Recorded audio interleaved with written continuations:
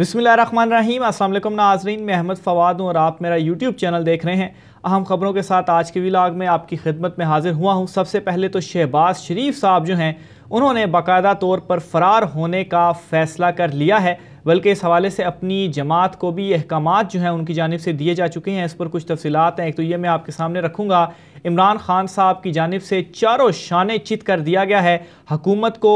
और एक clean sweep के लिए इमरान खान साहब तैयार हैं। ये क्लीन स्वीप इमरान खान साहब क्या करने जा रहे हैं, इस पर भी कुछ डिटेल्स हैं, वो भी आपके सामने रखूँगा। एक अहम इस्तीफ़े के हवाले से भी कुछ मामलात इस वक्त चल रहे हैं, इस हवाले से भी कुछ अंदरूनी तफसीलात हैं, कुछ एक्सक्लूसिव डिटेल्स हैं। ये अहम और सबसे बड़ा इस्तीफ़ा जो है वो आने जा रहा है, इस पर भी कुछ डिटेल्स हैं, वो भी आपके सामने रखूँगा। सबसे पहले तो नाज़रीन कुछ लेटेस्ट डेवलपमेंट्स हैं, उस हवाले से आपको आगाह करता चलूँ कि गवर्नर पंजाब की जानिब से जो लाहौर हाई कोर्ट का एक तारीख़ी जो फ़ैसला आया था कि इंतखाबात जो हैं वो अपने वक्त पर करवाए जाएँ और इलेक्शन तारीख़ के हवाले से भी उसमें कहा गया था, इस फ़ैसले को गवर्नर पंजाब की जानिब से चूँकि सिंगल बेंच का फ़ैसला था तो लाहौर हाई कोर्ट में ही चैलेंज जो है वो कर दिया गया है और गवर्नर पंजाब ने सिंगल बेंच के फ़ैसले की तशरीह के लिए जो दरख्वास्त है वो दायर की है और उसमें मौक़िफ़ अपनाया है कि असम्बली तहलील करने की समरी पर दस्तखत नहीं किए। और ये मौक़िफ़ वो बार बार जो है वो उनका सामने आ रहा है। जब समाअत हो रही थी लाहौर हाई कोर्ट में तो उसमें भी जो वकील थे गवर्नर पंजाब बिलकुर रहमान साहब के, तो उन्होंने भी बार बार ये बताया कि उन्होंने तो सिग्नेचर ही असम्बली तहलील की जो समरी थी उस पर नहीं किए, तो इसलिए आइनी तौर पर उनके ऊपर बाउंडिंग नहीं है। तो आज इसमें लेटेस्ट डेवलपमेंट्स ये हुई है कि ये फ़ैसला उन्होंने चैलेंज कर दिया है। लेकिन मेरे ख्याल से अब जो लाहौर हाई कोर्ट के हद तक मामलात थे वो ख़त्म हो चुके हैं।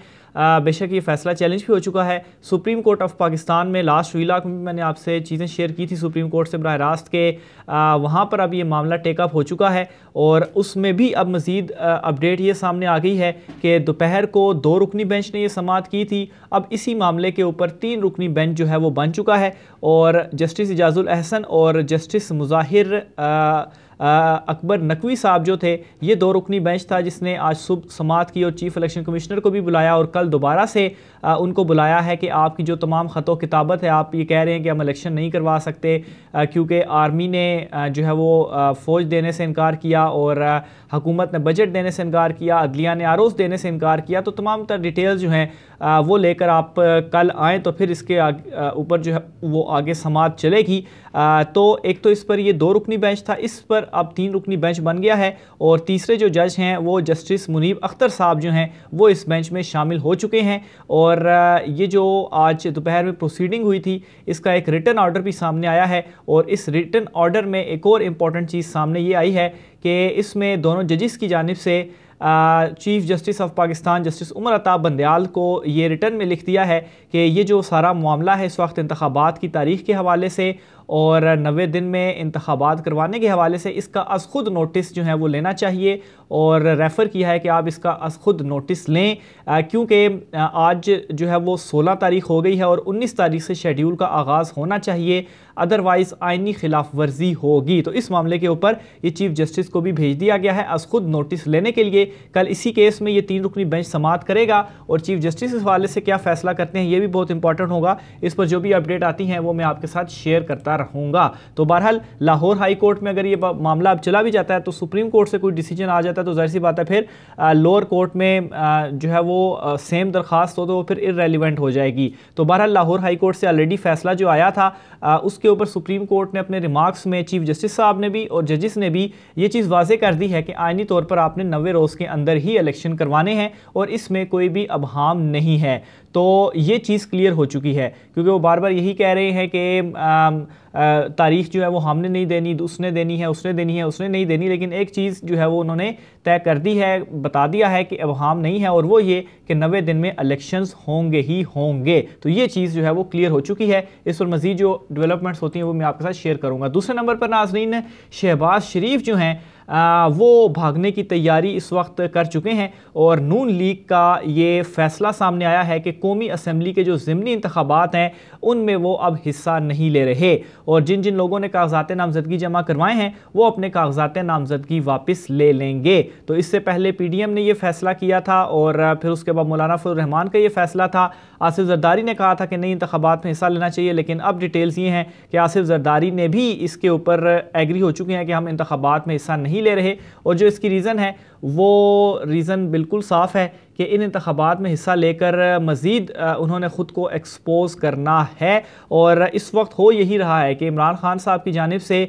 जितने भी स्टेप्स उठाए जा रहे हैं बारी बारी करके तमाम जो किरदार हैं वो ख़ुद ही एक्सपोज होते जा रहे हैं। और नून लीग को ये मालूम है कि अगर अभी उन्होंने ज़िमनी इलेक्शंस में हिस्सा ले लिया और वो बुरी तरीके से हारेंगे ही हारेंगे, तो फिर आम इंतखाबात में जो बचा कुचा उनके पास कुछ रह भी गया है उससे भी वो हाथ धो बैठेंगे। तो ये राह फरार इख्तियार कर ली है मुस्लिम लीग नून की जानिब से और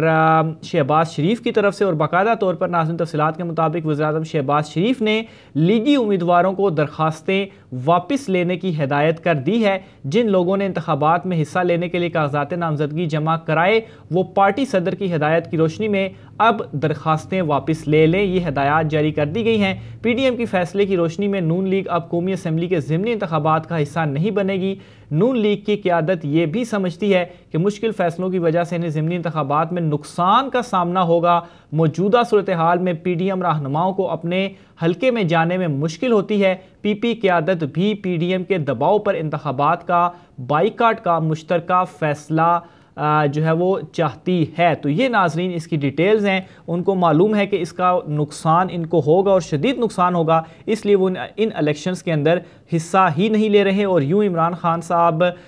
जो पाकिस्तान तहरीक इंसाफ के अपने अपने उम्मीदवार जो हैं वो यहाँ पर खड़े हुए हैं। पहले तो इमरान खान साहब ने सब में खड़ा होना था, लेकिन फिर खान साहब ने फैसला किया कि जो उम्मीदवार है रहनुमा है वो अपने अपने हलकों में ही उनको टिकट जारी किया, वो यहाँ से खड़े होंगे। तो इमरान खान साहब ये जो 64 हलकों में इलेक्शंस होने जा रहे हैं ज़िमनी इलेक्शंस, जिनमें अगर बरह रास्त मुकाबला भी होता तो मैंने आपके साथ शेयर किया था कि 90% तो इमरान खान साहब वैसे ही जीते हुए हैं, लेकिन अब मुकम्मल तौर पर क्लीन स्वीप होगा। दूसरी तरफ MQM या ANP जो है उनको भी मनाने की कोशिश की जा रही है, क्योंकि MQM शायद कराची में जो है वो लड़े, लेकिन इमरान खान साहब इन 64 हलकों में वंस अगेन क्लीन स्वीप करके सामने जो है वो आएगा। और PDM और शहबाज ने जो राह फरार इख्तियार की है, एक तो अगर वो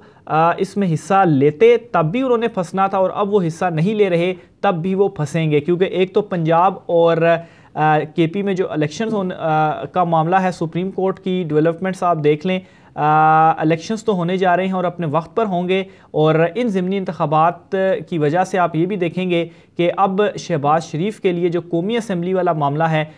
वो भी इन इलेक्शंस के बाद उठेगा और कौमी असम्बली में भी अब इलेक्शंस होंगे। आगे चलकर नाज़रीन इसहाक डार के हवाले से भी कुछ डिटेल आपके सामने में रखूँ कि इसहाक डार को वजारत से हटाया जाए। लीगी रहनुमाओं ने अपनी पार्टी क़यादत से मुतालबा जो है वो कर दिया है और मुतालबे की रीज़न ये है कि इसहाक डार की माशी पॉलिसियों का सबसे ज़्यादा नुकसान नून लीग को हो रहा है। पेट्रोल और मिनी बजट के फैसले पर पूरी PDM को शामिल करें, ये भी लीगी रहनुमाओं की जानिब से कहा गया है। और ये बात मैं बारहा कह रहा हूँ कि इस वक्त PDM को नहीं बल्कि सबसे ज़्यादा जिसको नुकसान हो रहा है वो नून लीग को हो रहा है, क्योंकि आसिफ जरदारी पीछे बैठकर नून लीग के कंधे पर बंदूक रखकर चलाने की जो कोशिश है वो उनकी जानिब से की गई। तो बहरहाल ये जो मुतालबा है इसहाक डार को भी वजारत से हटाने का, ये फ़ैसला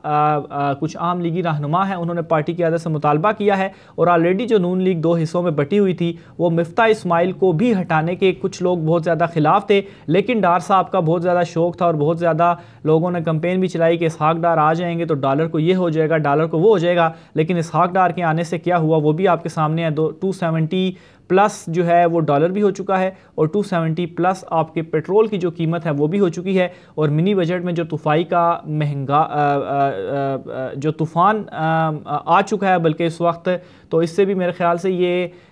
जो गरीब आवाम है इनका सर्वाइव करना इस वक्त मुश्किल से मुश्किल तर होता जा रहा है। आखिर में नाज़रीन एक अहम इस्तीफ़े के हवाले से भी कुछ आपको बताता चलूँ कि चेयरमैन नैब हैं, इनके हवाले से एक ख़बर सामने आई है कि चेयरमैन नैब इस्तीफ़े के हवाले से गौर कर रहे हैं। और इस्तीफ़े के हवाले से इसलिए उनकी जानिब से गौर जो है वो किया जा रहा है, क्योंकि उनका ये कहना है कि उनके काम में मुदाखलत जो है वो की जा रही है और वो अपने काम में मुदाखलत को बर्दाश्त नहीं कर सकते, कानून और आइन के मुताबिक ही वो काम करेंगे। तो इसलिए वो मुस्ताफ़ी होने का भी सोच रहे हैं और शायद जल्द ही उनका जो इस्तीफ़ा है वो भी सामने आ जाए अगर उनके काम में मुदाखलत इसी तरह से की जाती रही। लेकिन सवाल यहाँ पर यह है कि आखिर वो कौन है जो कि उनके काम में मुदाखलत कर रहा है या किसी तरह से उनके ऊपर दबाव जो है वो डाल रहा है, और वो ये कह रहे हैं कि नहीं वो आइन और कानून के मुताबिक ही काम करेंगे। मज़ीद डिटेल भी आपसे शेयर करता रहूँगा, राय का साथ कमेंट बॉक्स में कीजिएगा। मुझे इजाज़त दीजिए, अल्लाह हाफ़िज़।